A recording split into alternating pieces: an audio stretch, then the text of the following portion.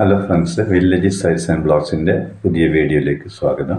ഇന്ന് ഞാൻ ഇടാൻ പോകുന്ന വീഡിയോ നമ്മൾ കുറേ ആയിട്ട് ഇടാൻ വേണ്ടി വിചാരിച്ചതാണ്. നമ്മുടെ വീട്ടിലുള്ളൊരു ഔഷധ സസ്യമുണ്ട്, കുറുന്തോട്ടിയാണ്. അപ്പോൾ ആയുർവേദം കേൾക്കുമ്പോൾ തന്നെ വാതരോഗം എല്ലാവരും ഓർമ്മിക്കുന്ന ഒരു രോഗമാണ് വാതം. അപ്പം വാതത്തിൻ്റെ പേര് പറയുമ്പോൾ തന്നെ ഈ ഓർമ്മിക്കുന്നതാണ് ഈ കുറുന്തോട്ടി. അപ്പോൾ നമ്മൾ കേരളീയർ പണ്ട് മുതലേ ഉപയോഗിക്കുന്ന ഒരു ഔഷധ സസ്യമാണ് കുറുന്തോട്ടി. കാട് പിടിച്ച് വളരുന്ന കുറുന്തോട്ടി മിക്ക വീട്ടുപറമ്പിലും ഉണ്ടാവും. അപ്പോൾ നമ്മുടെ നാട്ടിൽ സ്ത്രീകളൊക്കെ തലമുടി വളർച്ചയ്ക്ക് വേണ്ടിയിട്ട് കുറുന്തോട്ടി താളിയായിട്ട് ഉപയോഗിക്കും. അപ്പോൾ കുറുന്തോട്ടിൻ്റെ ചെടി നന്നായിട്ട് ഇടിച്ച് പിഴിഞ്ഞിട്ട് അതിൻ്റെ നീര് താളിയായിട്ട് തലയിൽ തേച്ചാൽ തലക്ക് നല്ല കുളിർമയും അതുപോലെ തന്നെ മുടി കൊഴിച്ചിൽ ഇതൊക്കെ ഉണ്ടാക്കിയിട്ട് മുടിയുടെ വളർച്ച നന്നാണെന്ന് പറയപ്പെടുന്നു.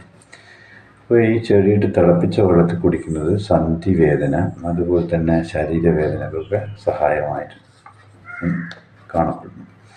ഇപ്പോൾ കുറുന്തോട്ടിയുടെ വേരാണ് പ്രധാനമായിട്ടും ആയുർവേദ ഔഷധങ്ങളിൽ ഉപയോഗിക്കുന്നത്. കുറുന്തോട്ടി ചെടിയിൽ തന്നെ പല വകഭേദമുണ്ട്.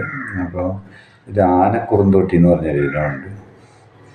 ബല എന്നാണ് സംസ്കൃതത്തിലെ കുറുന്തോട്ടി പറയുന്നത് കേൾക്കുന്നത്. കുറുന്തോട്ടിയുടെ വേര് പാൽ കഷായം വെച്ചിട്ട് സ്ത്രീകളും പുരുഷന്മാരും ഉപയോഗിക്കുന്നുണ്ട്. ഇതിൻ്റെ വേര് പാലിലിട്ട് കുറുക്കിയിട്ട് അത് പാൽ കഷായമാക്കിയിട്ട് ഗർഭിണികൾ ഉപയോഗിക്കുന്നു. അത് പല ഗുണങ്ങളും ഉണ്ടാവും. പ്രസവത്തിന് സുഖമാക്കും. അതുപോലെ പിന്നെ ആർത്തവ ക്രമക്കേടുകൾക്ക് സ്ത്രീകൾ ഉപയോഗിക്കുന്നത് പറയപ്പെടുന്നുണ്ട്. ഇതിൻ്റെ വേര് അരച്ചിട്ട് നിത്യേന കഴിക്കുന്നത് പല വിധത്തിലുള്ള വാതരോഗങ്ങൾക്ക് ഔഷധമായിട്ട് ആശ്വാസമായിരിക്കും. അപ്പോൾ വേദന സംഹാരമായിട്ട് പുരാതന കാലം മുതൽ തന്നെ കുറുന്തോട്ടി ഉപയോഗിക്കുന്നു. ഇല, തണ്ട് എന്നിവ പ്രത്യേകമായിട്ട് ഉപയോഗിക്കുന്നുണ്ട്. അതുപോലെ തന്നെ ഇത് ഒരുമിച്ച് ഉപയോഗിക്കുന്നുണ്ട്.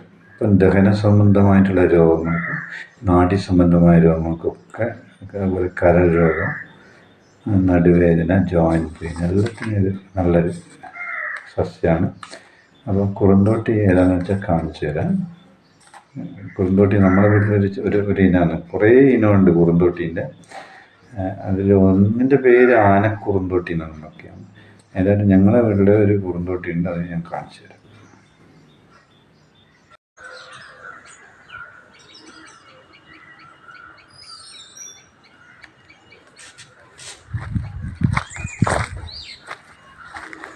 അപ്പോൾ കുറുന്തോട്ടീൻ്റെ ഇതാണ് നമ്മുടെ വീട്ടിലുള്ള കുറുന്തോട്ടി ഇനായത്.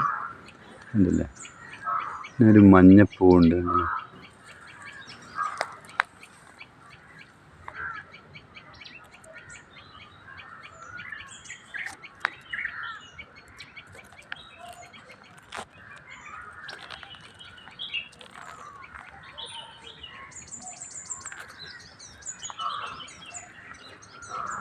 ശരി, നമ്മുടെ വീട്ടുപറമ്പിലും കാണപ്പെടുന്ന ഇങ്ങനെ ധാരാളം ഔഷധ സസ്യങ്ങൾ ഒക്കെ പിന്നെ ആളുകൾക്ക് പരിചയപ്പെടുത്താനും ചില കൂട്ടർക്കൊന്നും ഇതിനെപ്പറ്റി അറിയില്ല. അപ്പോൾ ഇത്തരത്തിലുള്ള അറിവുകൾ പങ്കുവെക്കുന്നത് നല്ലതല്ല. അതുകൊണ്ടാണ് ഈ വീഡിയോ ഇടുന്നത്. അപ്പം വീഡിയോ ഇഷ്ടപ്പെട്ടു എന്ന് കരുതുന്നു.